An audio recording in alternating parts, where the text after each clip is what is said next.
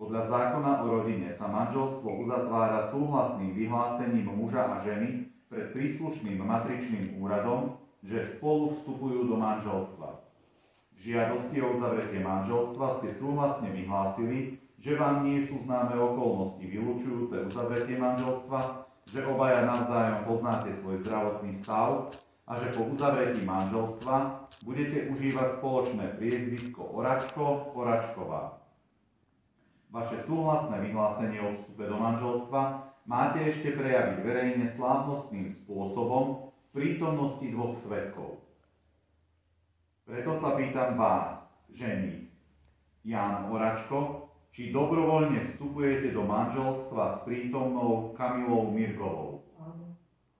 Pýtam sa vás, nevesta Kamila Mirgová, či dobrovoľne vstupujete do manželstva s prítomným Jánom Oračkom. Pretože ste splnili všetky podmienky, ktoré ustanovuje slovenský právny poriadok pre vznik manželstva, vyhlasujem vaše manželstvo za právoplatne uzavreté. Prosím, aby ste si vymenili snubné prstene a dali prvý manželský bosk.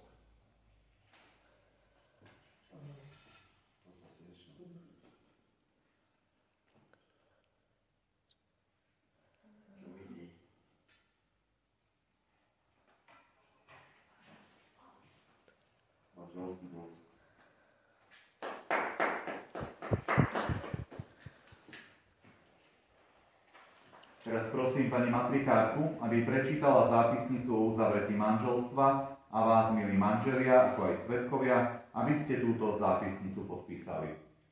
Zápisnica o uzavretí manželstva spísaná na matričnom úrade v Podolinci dňa 29. januára 2025. Prítomní sobašiaci magister Michal Marhebka, primátor mesta, zapisovateľ bakalárka Frederika Cimbalistová, matrikárka. Ženích Ján Oračko, narodený 13. septembra 2002 v Starej Ľubovni, bytom Lomnička, nevesta Kamila Mirgová, narodená 2. marca 2006 v Starej Ľubovni, bytom Lomnička. Svedkovia Ladislav Oračko a Michal Mirga. Matričný úrad je príslušný podľa trvalého pobytu ženíka a nevesty.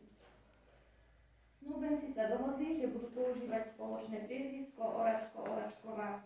Pretože snúbenci splnili všetky podmienky, ktoré vyžaduje právny poriadok Slovenskej republiky pre vznik manželstva, bolo manželstvo vyhlásené sobášiacim za právoplatne uzavreté.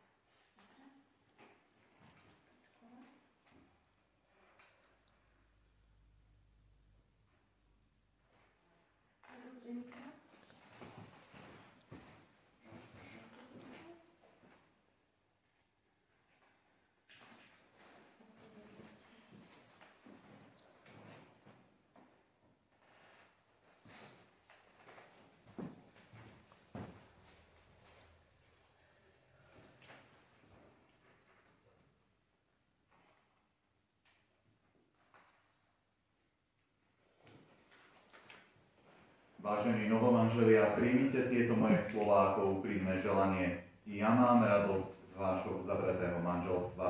A dovoľte, aby som vám na záver pripomenul Shakespeareové slová: láska, čím viac jej dávam, tým viac jej mám. Želám vám všetko najlepšie na ceste spoločným životom. Blahoželám. Blahoželám. No, takže to je všetko. Už ste manželia teraz. Máte bývať, máte kde?